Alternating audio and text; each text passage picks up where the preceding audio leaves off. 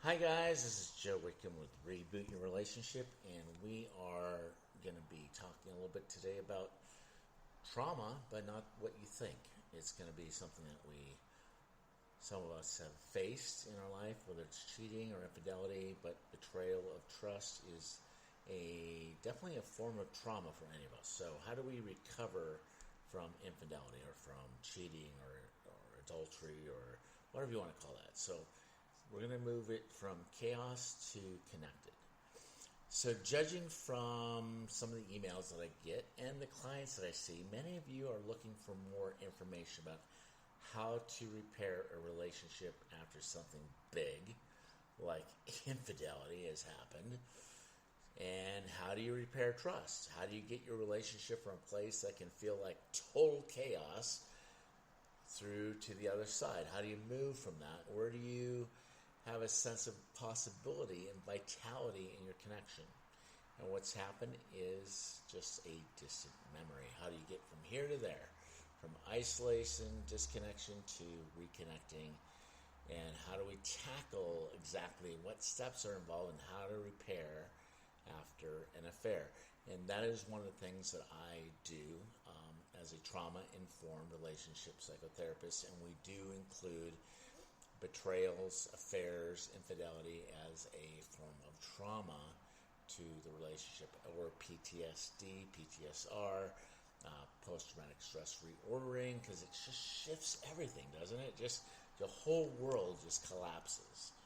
So to share more of this advanced relationship wisdom, we're going to cover how to define infidelity, and infidelity can definitely be defined as a combination of a transgression or betrayal of some kind and deceit.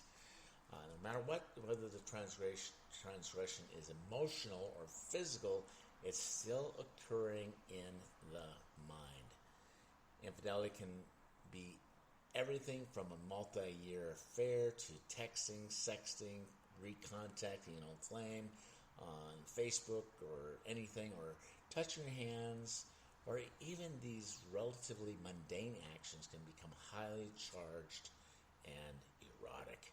So in general, there are three types of affairs, and we're going to talk about that today, just so we can begin to understand what is actually occurring in your relationships when you're dealing with affairs. So relationship affairs, this is the acting out in reaction to a primary relationship issue, which in other words would be an attachment injury or attachment wounding of some sort. So that goes back to your primary attachment stuff that we will be covering. And if you go back to my other podcasts, that's definitely something that we do cover and talk a lot about. Then we also have this idea of personality affairs, and that is acting out of narcissism or immaturity. And if we go through the different subcategories of narcissism, if you go back, we can share about that a little bit later. But the narcissism of romantic narcissism or sexual narcissism or immaturity or impulsivity, all those things can definitely be a factor in when you're dealing with a person who has affairs. So, and then there's existential affairs, which are primary relationship is healthy and loving, but one person feels that life is short and wants to experience more. Again, these are all the different types of dynamics that can occur within and between. And let me just say this. You are responsible for what you do on your side of this kind of seesaw, this balancing act. Because always remember that you are responsible for the way you choose to act or not to act. It's a sin of omission or sin of commission. And it's difficult or unfulfilling relationships does not justify an affair. So yes, you may be completely right that your relationship needed some shaking up and a change, but that does not sanctify hurt or deceitful behavior. So these are some things that we're going to start to look at and try to understand what is occurring within and between couples when they start to fall into some of these unfortunate traps. And it's not just a trap, it is really a it's kind of a fatalistic move to get things moving in your relationship, but it never works. It just does not work in one way or another. It will never work. And so we're hopefully going to be able to begin to track some of this stuff today and understand what we can begin to do to shift to get back to a sense of trust in a relationship, a sense of healthy connection. And one of the things that Gottman talks about, John Gottman, who is one of the experts in this, talks about there's 3 stages that every couple or every person needs to go through to kind of make the resolve, the restore, repair, and reconciliation of that. And that is to go through various stages of atonement,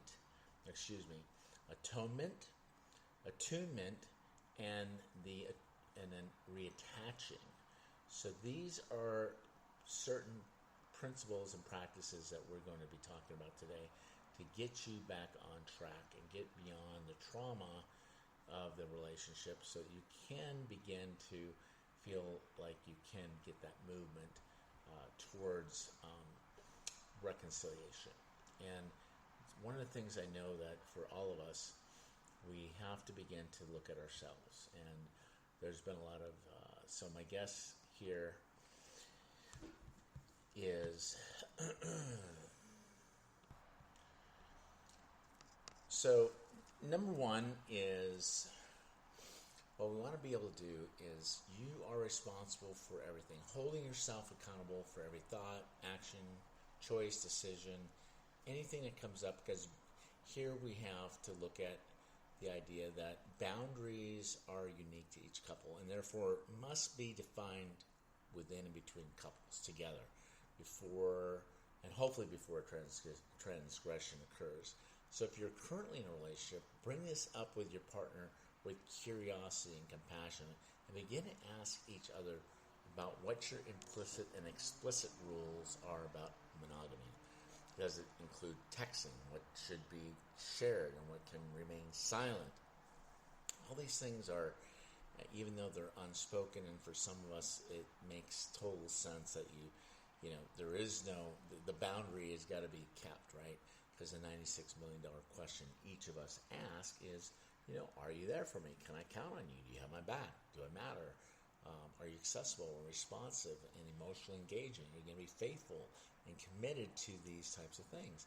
But holding ourselves responsible. And this is going to be important that you both, and we're going to talk about this in another segment about creating your couple bubble. What do you want to bring into your couple bubble and what do you not want to bring into your couple bubble? What's appropriate and what's not appropriate. So one general rule to know if you're engaging inappropriate behavior with others is to imagine that a reasonable partner was observing or overhearing you. So if they saw or heard what you were doing or saying, would they be upset? So if so, treat this as a good wake-up call, because the thing that is really at the core of a lot of trauma or PTSD, and I do put this idea of infidelity, cheating, affairs, infidelity, all that in the PTSD or PTSR reordering, because it shifts everything in a relationship, or distrust and trauma, because being on the receiving end of infidelity is a traumatic experience. The hurt partner's sense of reality and trust is deeply assaulted and violated by actions they are left feeling as though the ground beneath them is gone. So how does one come back and repair from such a reality-shattering experience? Well, here's the good news. The good news is that about 2/3 of couples survive an infidelity, and odds are greatly increased if you engage in really, really good therapy. People that understand, therapists that do understand attachment injuries, understand the 3 phases of repair.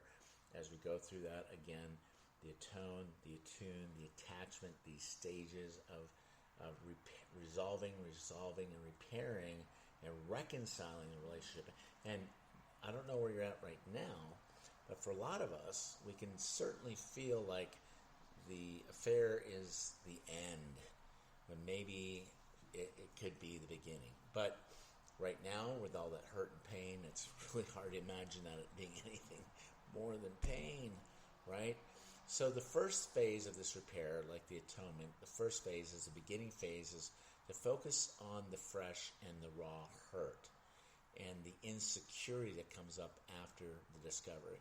It is a time to work on really acute issues, including grounding and addressing the trauma that the hurt partner may be experiencing, or maybe some of the mutual injury that's going on. But the hurt partner might have some very acute symptoms such as throwing up or insomnia, nightmares, panic attacks, seeking support from a therapist to help with stabilizing a good, stabilizing. That can be a really good idea, so that you're able to begin to address some of the things that have been hidden emotions or hidden attachment needs or emotional needs that you're not discussing, right? So this is going to be super important for all of us because, again, there is no excuse, there is no justification for the infraction or the infidelity, but we want to begin to understand and how to begin to make the atonement, the undoing of all that fear, shame, and judgment, and returning to love. So that's kind of the first idea here, is the atonement. The second phase here is really the focus on exploring some of the underlying meaning of the infidelity. And the focus shifts away from the specific details on how the infidelity unfolded and more into exploratory questions about motives, lessons, and insights. This, again, is your curriculum, and this is what we're here to learn. And what was going on underneath, the hidden emotion, exploring and taking a deep dive into what were some of the motives, lessons, and insights that you got from this, this situation. And phase 3, so that phase 2 is definitely more, again, towards attuning and understanding what's been going on. And then phase 3 is really the attachment, right? The final phase occurs once resolution repair has thoroughly been explored. Then now we want to help you as a couple to now begin to re-envision your relationship. The goal is not just to have couples survive at this point, but to have the relationship transform through the crisis, to stay connected through the conflict and to work through that. And here's the thing about the big thing that we have got to talk about is the T word, which is trust. Trust is a big word. Trust is not an on and off switch. Because repairing trust and coming to a place of intimacy after breach of trust or rupture of trust, okay, guys, this is a long process, and it is unique to each couple. But that said, there are some strategies that can help build and restore and repair the trust. And we're going to talk a little bit about that today, because I think a lot of people think, well, I just made the apology, I made I said I was sorry, or they made the resolution, try to make the restoration, but the repair goes much deeper, right? Because the idea here is that we have to begin to restore and repair trust. And we talk about trust kind of in these sliding door moments, these sliding door movements within and between. So I don't know if you saw that Gwyneth Paltrow movie about sliding doors, but it's these sliding door moments where you're either turning toward your partner, turning away, or turning against. Now, if you're the offender here, obviously, this is going to be very challenging, but to be able to turn toward your partner by giving them reassuring behaviors. Like, reassuring behaviors are actions that the couple can take together to explicitly address more of the transparency and accountability. And that is definitely one of the things that we begin to talk about early on in the therapy when we're dealing with infidelity recovery, because this might include going over emails and text messages once a week, or sending photographs of what you're actually doing. If you're at the hotel room and you said you would be, because these requests really must be reasonable and moderate and come from a place of building trust rather than shaming, blaming, or repunishing the one who breached the trust. So keeping some of these boundaries so partners do not need necessarily passwords to each other's devices. Instead, come together, look at your interactions with others, and grow from these opportunities to reconnect. Now, I'm not saying this is not a bad idea. I think it's a great idea in the very beginning to be completely open, honest, transparent, radically open, and to do your best to make sure that that you're being as transparent as you can, because that is going to be the one thing that's going to build trust.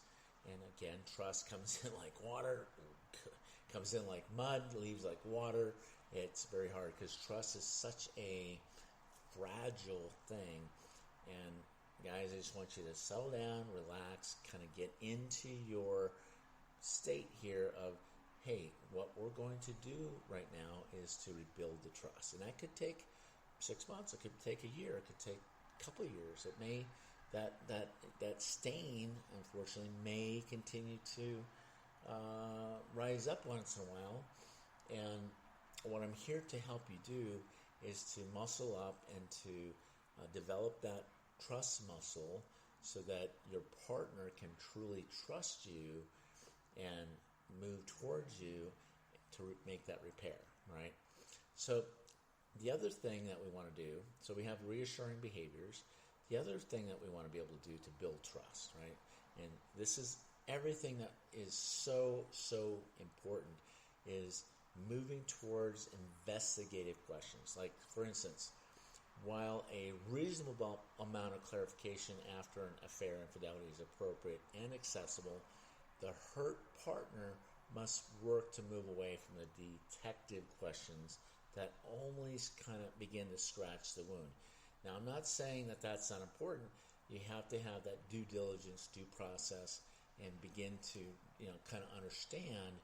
But if you really want the growth and repair to happen, then couples need to enter a deeper exploration together. Investigate questions. Include questions such as, what parts of you got woken up? What did that mean to you? Where do we want to go from here? How do we make that so we don't repeat this same mutual injury in the relationship? And again, if you're the perpetrator, I'm sorry to say that word, but if you're the one that is the offender in the relationship, your burden is to make sure that you are producing, some sort of path so that they can recover from this transgression, right?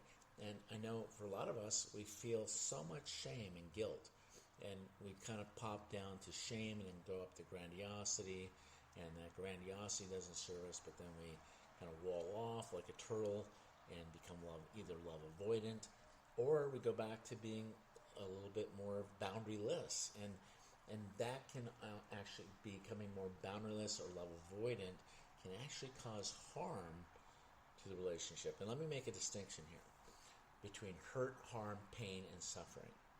So for a lot of you and a lot of the affairs, they start up, and there's a good book, let me just give you a book reference here that might be helpful on affairs,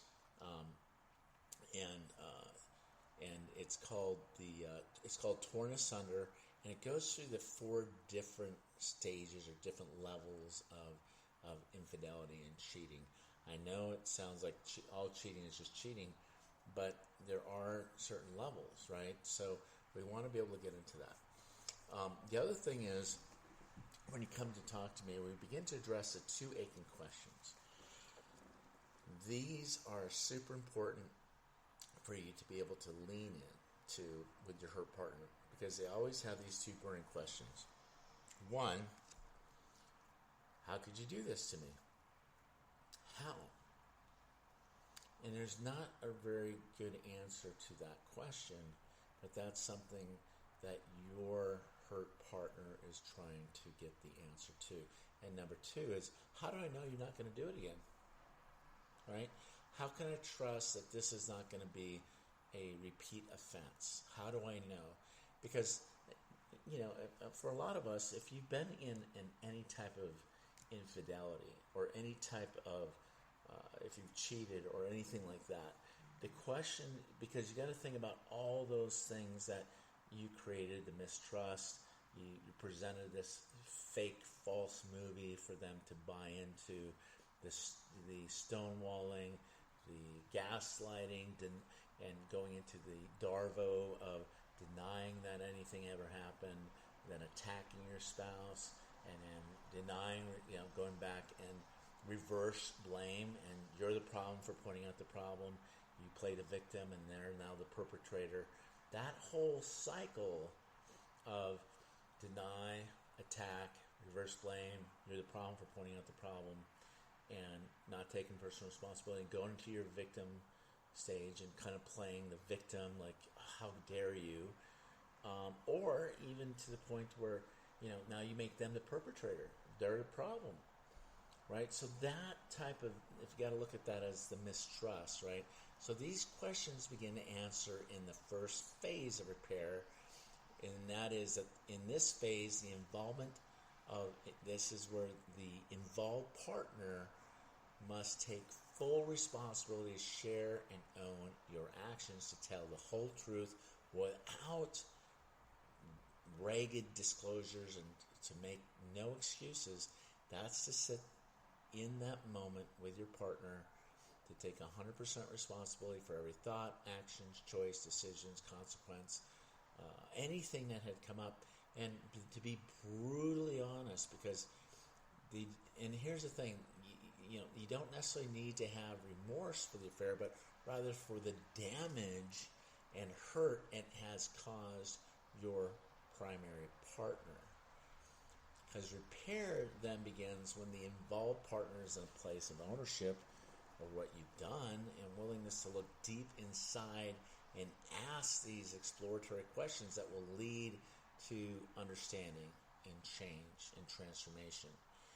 So as far as question 2, that's complicated, right? How do you know that it won't happen again, right? That's a complicated question. You don't ever really know, because trust is provisional, and you may never have the blind trust that you had before.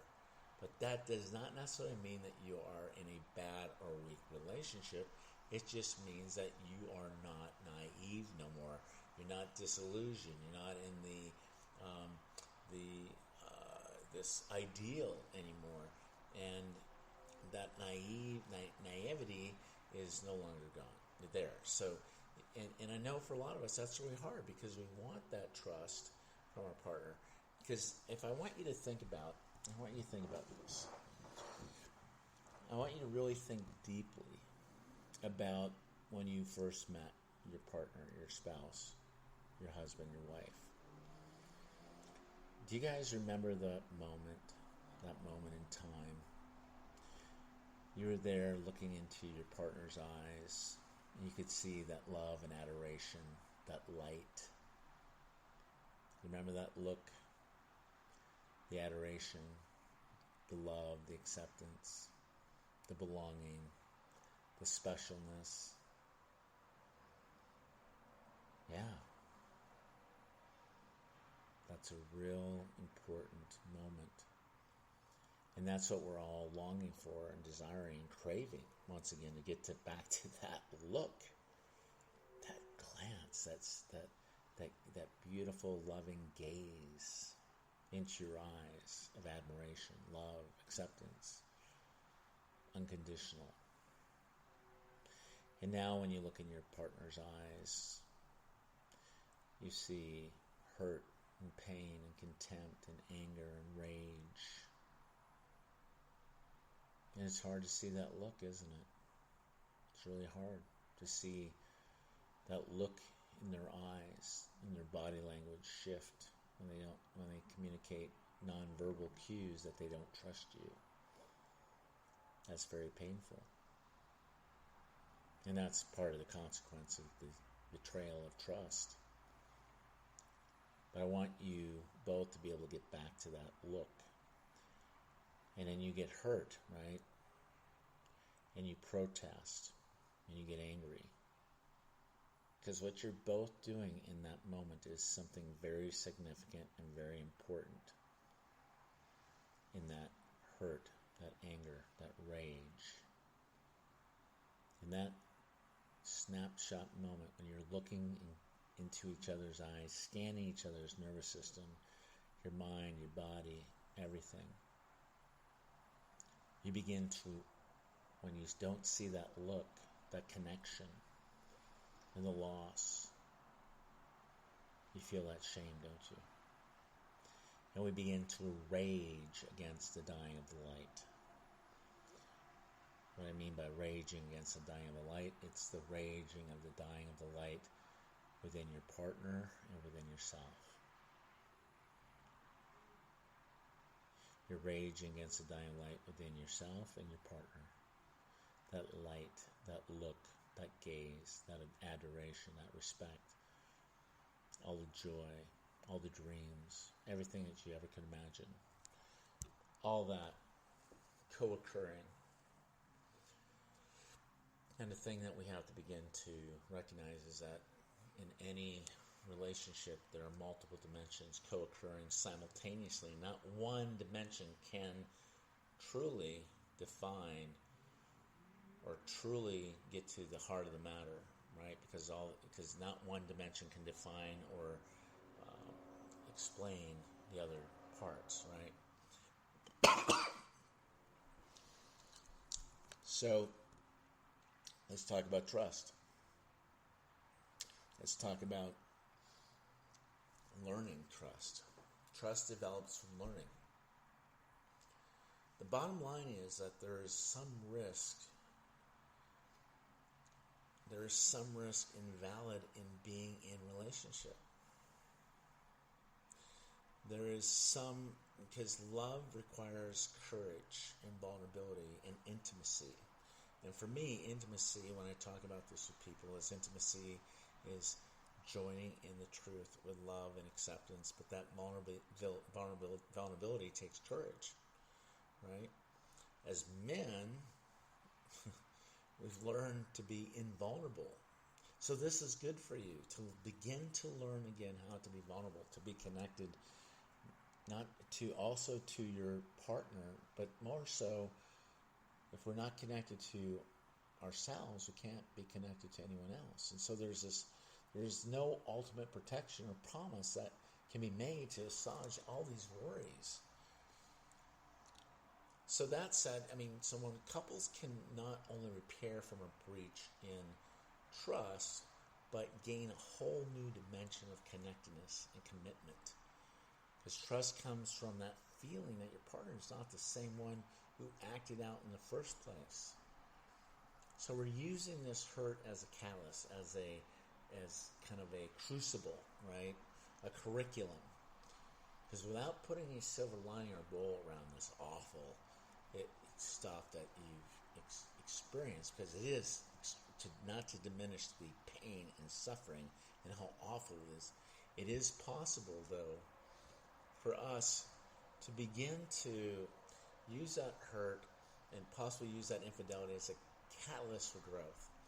It's kind of like the pearl, right? You get that little grain of sand in there, the irritant, right? So you can either spit that out, or you can take it in, and that little irritant, that piece of sand, becomes the pearls. And I know this is hard to even imagine. It's hard to imagine that can be the perfect gift and just the right blessing. And a chance to look deeply at yourself, your partner, your relationship. There's three people in this relationship. Me, you, and our we.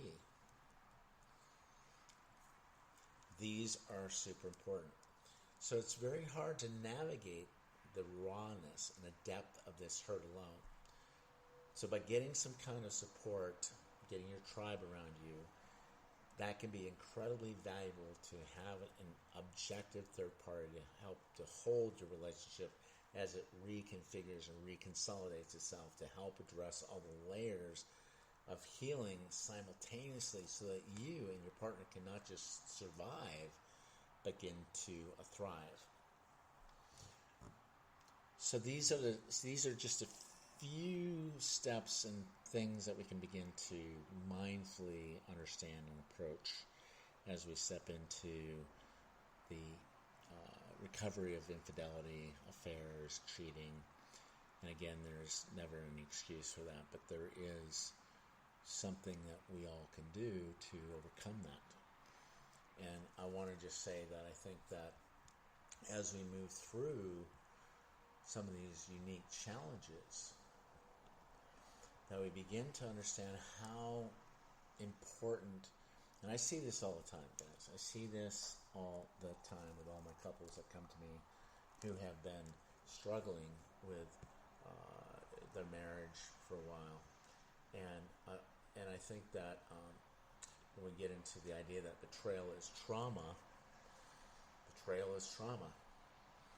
and we have to treat it as that. And we have to go into that. And we have to understand that there's more here, as Shakespeare said, there's more between heaven and earth than your philosophy, my dear Horatio. And getting back to that trust, right? So that trust is building that strong foundation. Trust is that feeling of safety and security in the relationship, allowing for that, again, the increased vulnerability and openness of partners.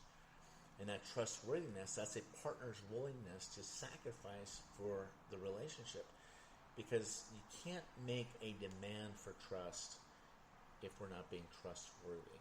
And we're going to talk about that trustworthiness and how to create your couple bubble and what those agreements are and those commitments, because that commitment's a gradual process in which partners can come to compare the relationship favorably in others with increased this frequency, so that we can really begin to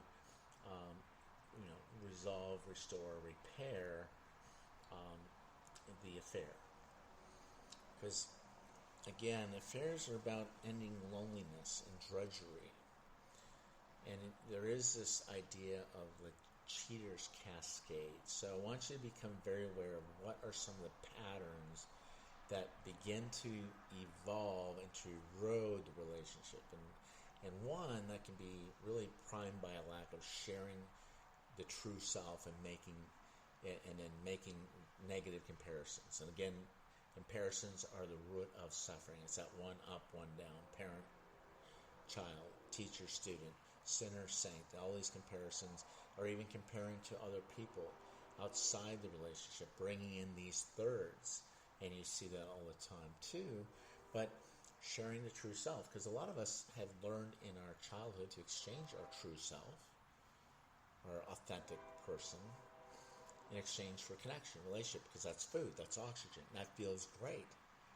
But that's these comparisons and abandoning that and beginning to understand that the affair or infidelity or any type of addiction like that is really the kind of an idea of a false solution for a real need for connection. So there's this real big disconnect.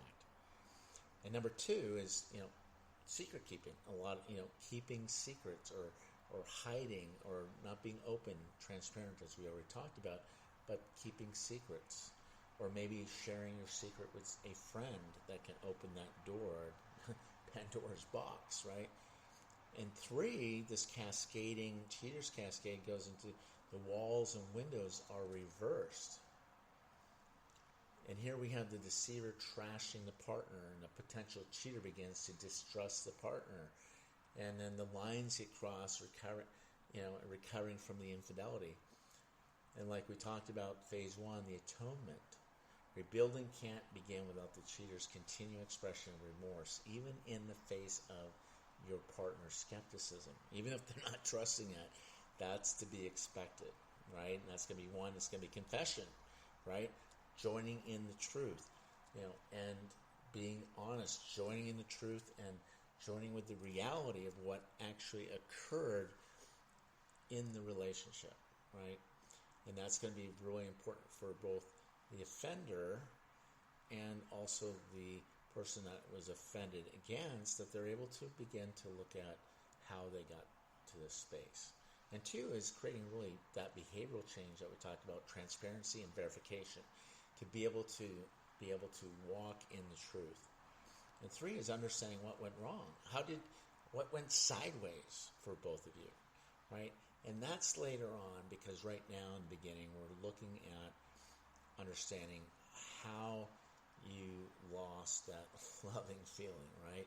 We go from that love, connection, chemistry, passion, all that stuff, into a kind of a disillusionment and detachment and judgment of the relationship, and then we can move past that into beginning to understand how we got where we are, but also begin to shift that away into where you can really begin taking ownership of those things, but also learning to not just accept your partner, but to advocate and to champion your partner in a way. So that's really super important as we look at understanding what went wrong and exploring, again, the cheater's reason for returning,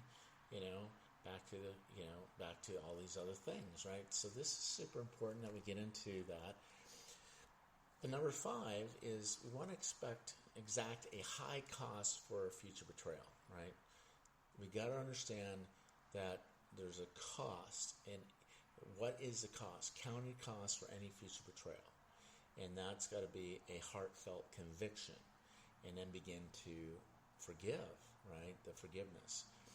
But again, going through all of this too, for those who may be the perpetrator here, this is about your partner also grieving the loss of that sense of security and safety, protection, love, commitment, right? And I talk about commitment in this way. There's let's say there's four legs on a table, right? The first leg, okay, that's the emotional commitment, right? The emotional devotion commitment, that you're going to be there, emotionally available, connected.